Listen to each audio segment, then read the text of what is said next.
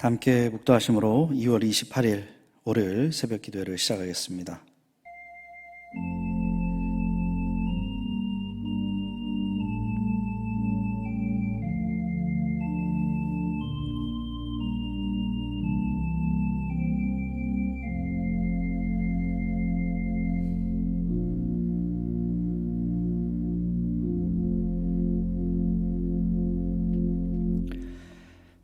참 좋으신 하나님, 2월도 마지막 날을 맞이했습니다. 지난 한 달 동안 눈동자같이 지켜주시고 인도해 주신 하나님의 사랑을 찬양합니다. 3월 달도 하나님의 신실한 자녀로 주님의 기쁨이 되기를 원합니다. 성령으로 충만케 인도하여 주시옵소서. 이 아침에 주님을 만나기로 사모하며 나온 우리 성도님들 마음에 하나님께서 은혜를 부어주셔서 주님의 음성을 듣고 기도 가운데 주님을 느낄 수 있는 귀한 시간으로 인도하여 주시옵소서. 이 예배 시정을 주께 의탁드리오니 함께하여 주시고 홀로 영광 받아 주시옵소서. 예수님의 이름으로 기도합니다. 아멘. 다 같이 찬송가 365장 부르시겠습니다.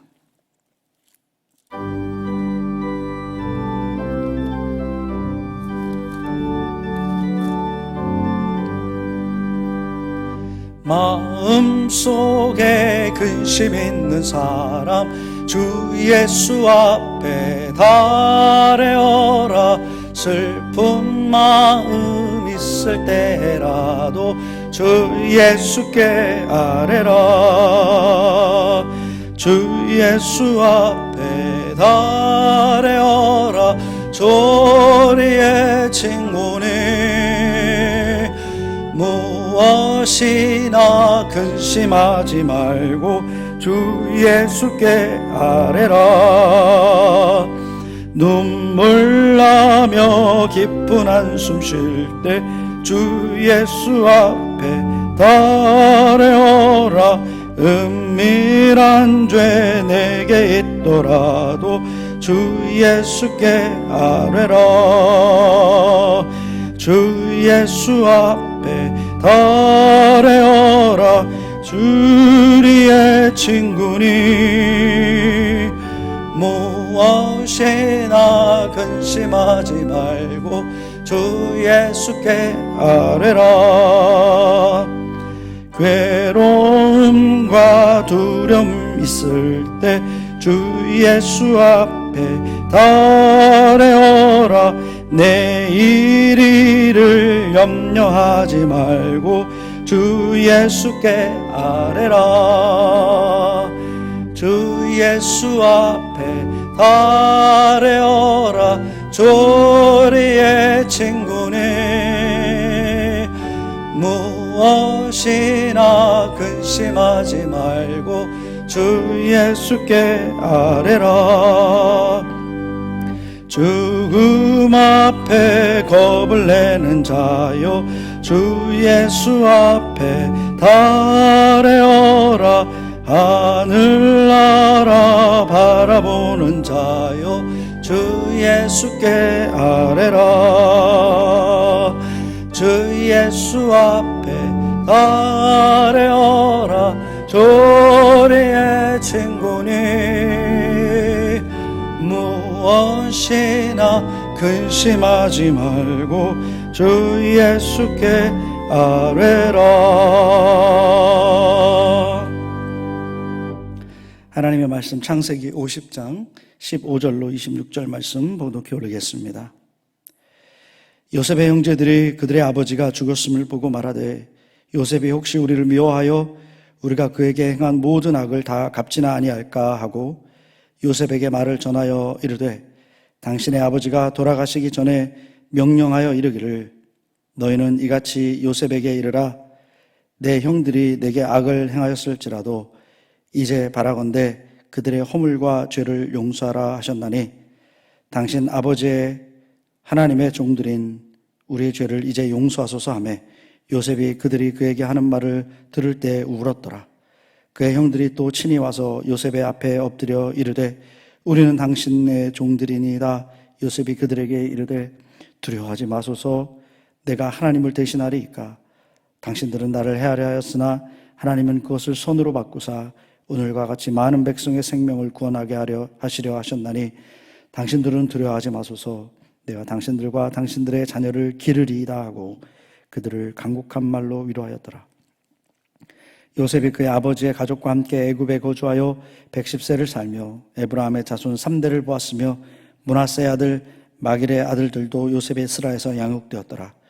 요셉이 그의 형제들에게 이르되 나는 죽을 것이나 하나님이 당신들을 돌보시고 당신들을 이 땅에서 인도하여 내사 아브라함과 이삭과 야곱에게 맹세하신 땅에 이르게 하시리라 하고 요셉이 또 이스라엘 자손에게 맹세시켜 이르기를 하나님이 반드시 당신들을 돌보시리니 당신들은 여기서 내 해구를 메고 올라가겠다 하라 하였더라.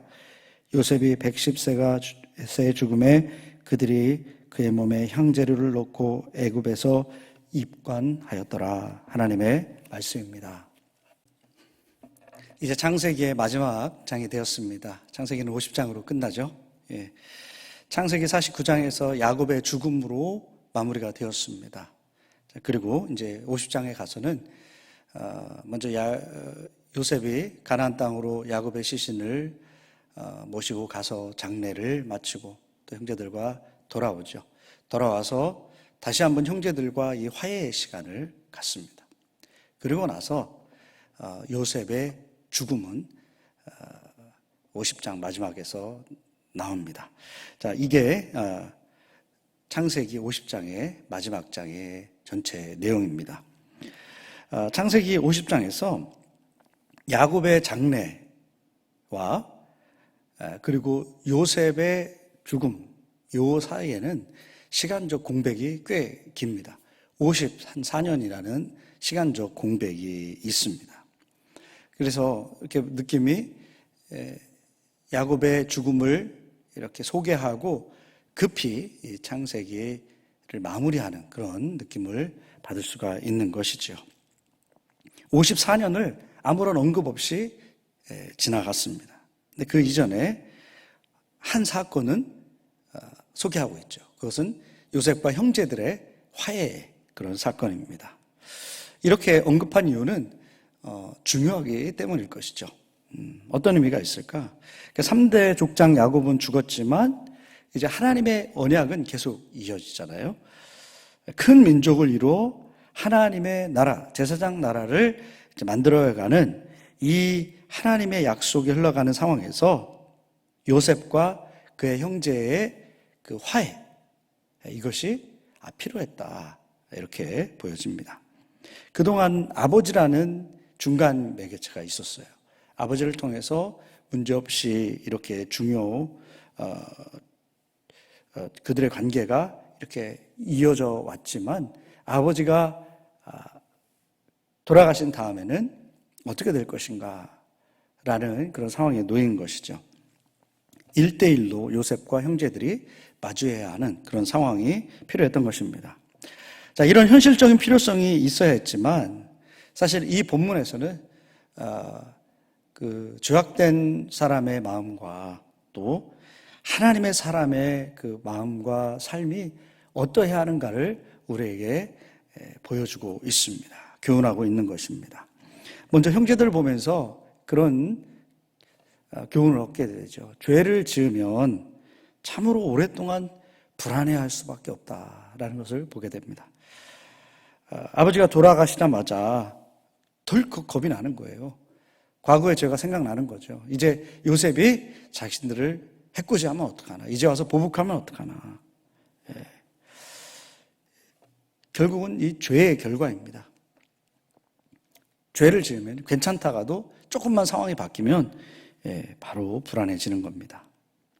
이 죄의 모습은 하나님과의 관계에서도 마찬가지예요. 거기서부터 시작됩니다.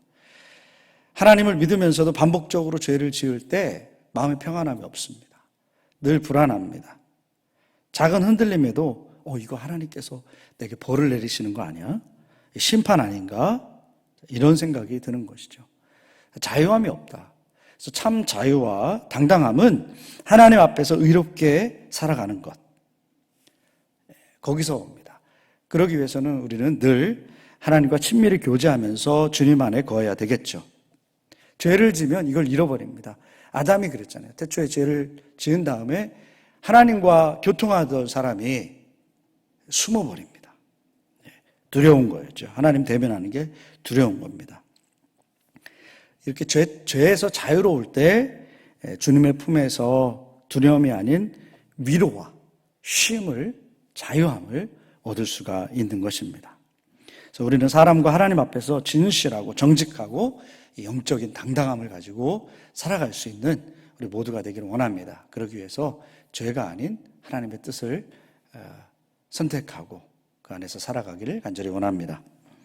자, 그럼 요셉은 어땠는가? 요셉에게는 사실 이 화해의 순간이 전혀 필요가 없었어요. 그래서 요셉을 통해서 그리스도인의 마음은 어떠해야 되는가? 그리스도의 삶은 어떠해야 되는가? 우리가 분명히 발견할 수가 있는 것이죠. 형제들이 두려워서 다시 한번 자신들을 용서해달라고 부탁할 때 요셉의 반응은 이러했습니다. 17절에 요셉이 그들이 그에게 하는 말을 들을 때에 울었더라. 울었습니다. 요셉은. 보니까 성경에 요셉이 울은 일들이 많이 나오죠. 그럼 요셉이 잘 우는 눈물이 많은 사람인가? 꼭 그렇지만은 않습니다. 형들에게 팔려갈 때, 억울하게 누명을 썼을 때, 감옥에 갇혔을 때에 성경은 그가 울었다고 말씀하지 않습니다. 근데 요셉이 운 때가 있어요. 언제냐? 형제들의 마음을 알았을 때, 형제들이 자신의 잘못을 이렇게 고백했을 때, 자기들끼리 한 얘기지만 그 얘기를 들었을 때 감정을 주체하지 못하고 울었습니다. 그리고 베냐민을 22년 만에 만나게 됐을 때 울었죠. 그리고 유다의 간청, 베냐민은 돌려보내고 제가 대신 종으로 남겠습니다 라고 그렇게 얘기했을 때 울었습니다. 그리고 아버지가 돌아가셨을 때, 그리고 이렇게 형제들이 다시 한번 용서해달라고 요청을 했을 때 그때 울었습니다. 근데 요셉의 이 눈물, 이 마지막 눈물은 전의 눈물과 좀 결이 다릅니다. 요셉의 이 눈물에는 어떤 마음이 담겨져 있는 것일까? 형제들을 진심으로 사랑하는 마음입니다. 진정으로 사랑하면 남의 아픔 때문에 함께 아파하며 눈물을 흘릴 수 있잖아요. 그런 차원의 눈물입니다. 요셉 자신은 이미 형제들을 다 용서했고 어떤 미움도 남아있지 않지만 오직 사랑하고 있지만 형제들이 마음 가득 두려움을 느끼고 있기 때문에 이렇게 자신에게 두려워하며 용서를 구하는 그 상황이 너무나 안타깝고 그들에 대한 깊은 연민을 느끼고 있는 것입니다. 그래서 요셉은 강조하며 반복하며 말하죠. 두려워하지 마세요. 두려워하지 마세요. 요셉은 형제들의 마음을 위로하며 그들의 자녀까지 그렇게 돌보겠다라고 약속을 합니다. 근데 성경은 위로했다, 형제들을 위로했다라는 이 부분에서 그냥 위로했다라고 말하지 않고 간곡한 말로 위로했다라고 언급하고 있습니다. 요셉의 마음을 좀 담아내는 거죠. 이 간곡한 말로 위로했다. 얼마나 형제들을 안타까워하며 연민으로 사랑의 마음으로 이야기하고 있는지를 설명해주고 있는 것입니다. 여러분, 우리에게 아픔을 준 사람들이 있죠. 다들 있을 것입니다. 과거를 잊고 대신 그들을 깊은 사랑으로 연민의 마음으로 대할 수가 있을까요? 그들의 아픔을 공감하면서 위로할 수 있는 여유가 우리 마음 안에 있습니까? 하나님의 사랑이 우리 마음에 충만할 때에 이런 일이 가능합니다. 십자가의 고통 속에서도 자신을 향해서 조롱하고 저주하는 그 사람들을 향해서 우리 예수님께서 기도하셨습니다. 아버지, 저들의 죄를 용서하여 주시옵소서. 자기들이 하는 일을 알지 못합니다. 하나님의 사랑 안에서는 사랑하지 못할 사람이 없다는 것을 우리는 예수님의 이 모습을 통해서 보게 됩니다. 과거는 잊어버리고 상대의 아픔을 공감하면서 함께 눈물로 위로할 수 있는 그런 여유가 우리 안에 있을까요? 예수님을 보면서 그렇게 함께 사랑을 나눌 수 있는 우리 모두가 되기를 간절히 원합니다. 요셉이 이렇게까지 영적으로 성숙하게 될 수 있었던 것에는 그의 마음 깊은 곳에 흐르고 있는 믿음이 있었기 때문입니다. 어떤 믿음을 그가 가지고 있었을까요? 첫 번째는 나는 하나님을 대신할 수 없다. 19절에서 내가 하나님을 대신하리까? 라고 고백합니다. 형제들이 요셉을 헤아려 한 것은 변함없는 사실이지만 그것으로 자신이 직접 보복할 권한은 없다. 그 믿음을 갖고 있습니다. 오직 그것은 하나님만이 하실 수 있다. 라고 말씀하는 겁니다. 왜 사람들은 보복하려 합니까? 내가 해야 된다라고 생각하기 때문입니다. 요셉은 모든 것을 하나님께 맡기는 믿음으로 형제를 대하고 있는 것입니다. 나는 못하지만 하나님께 맡길 때 미움 대신 이처럼 사랑의 마음으로 변화시켜 주시는 것입니다. 여러분, 아무리 미움이 있어도 내가 하려고 하면 안 됩니다. 하나님을 대신할 수 없습니다. 하나님께 모든 걸 맡기고 우리는 오직 사랑해야 됨을 믿으시기 바랍니다. 두 번째, 그는 하나님의 섭리를 믿었기 때문입니다. 20절에서 이렇게 말합니다. 당신들은 나를 헤아려 하였으나 하나님이 그것을 선으로 바꾸사 오늘과 같이 많은 백성의 생명을 구원하게 하시려 하셨나니. 자신의 아픈 과거, 상처도 세상을 주관하시는 하나님의 크고 넓으신 경륜 안에서 이루어진 것임을 인정하고 있습니다. 그리고 과거의 아픔을 바라보지 않고 하나님께서 이루신 현재의 상황을 바라보면서 하나님의 손길을 찬양하고 있는 것입니다. 자신의 과거의 상처를 하나님 사랑의 흔적으로 승화시키고 있는 것이죠. 사도 바울이 갈라디아서 6장 17절에서 내가 내 몸에 예수의 흔적을 지니고 있노라 라고 고백한 것과 마찬가지입니다. 그는 예수 믿는다고 수많은 박해와 고난 가운데 있었지만 사도 바울 그는 그것을 상처로 보지 않고 오히려 예수의 흔적으로 여길 수 있었습니다. 그리고 그것을 자랑했습니다. 감사했습니다. 우리의 어떤 과거의 상처도 믿음으로 받으면 그 모든 것이 예수의 흔적이 됩니다. 우리 믿음의 증표가 되는 것입니다. 여러분, 믿음으로 당당히 이겨내셔서 미움이 아닌 사랑이 충만한 과거의 상처가 아닌 예수의 흔적이 남는 우리 모두가 되기를 간절히 원합니다.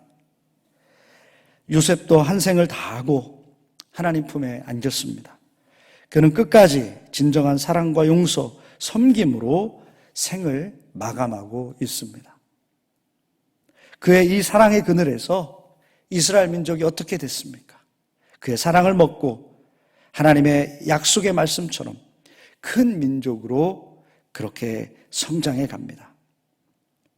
이제 이스라엘의 역사는 요셉을 끝으로 400년 후로 흘러갑니다. 그리고 400년 후에 모세 이야기로 출애굽기는 시작되고 있습니다. 이 400년 시간 동안 성경은 그들의 삶을 언급하고 있지 않지만 이스라엘 백성들은 이 요셉의 사랑 때문에 무럭무럭 자라납니다. 여러분, 어떻게 우리의 인생이 마무리되기를 원하십니까? 우리의 삶의 결과가 어떤 역사를 이루기를 원하십니까? 우리가 최종적으로 가져야 할 것은 믿음과 사랑인 것을 잊지 마시기 바랍니다. 마태복음 22장 37절에서 39절에서 예수님이 이렇게 말씀하셨습니다. 예수께서 가라사대 내 마음을 다하고 목숨을 다하고 뜻을 다하여 주 너의 하나님을 사랑하라 하셨으니 이것이 크고 첫째 되는 계명이요 둘째는 그와 같으니 내 이웃을 내 몸과 같이 사랑하라 하셨으니. 여러분, 우리는 그저 하나님을 향한 믿음과 그리고 이웃을 사랑하는 것밖에 모르는 그렇게만 살아가는 그런 삶이 되기를 원합니다. 마지막 주님 품에 안길 그날까지 그리하기만 하시기를 우리 주 예수 그리스도의 이름으로 간절히 축원합니다. 말씀을 기억하면서 묵상의 시간을 갖겠습니다.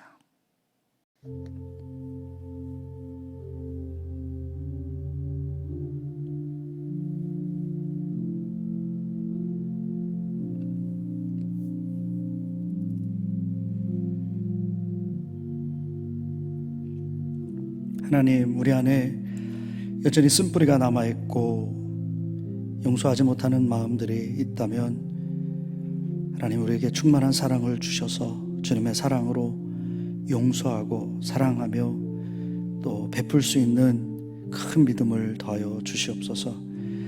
요셉처럼 우리의 생이 마감될 때에 우리의 각 사람 때문에 많은 사람들이 사랑을 경험하며 풍성한 삶을 누릴 수 있도록 하나님 은혜를 더하여 주시옵소서.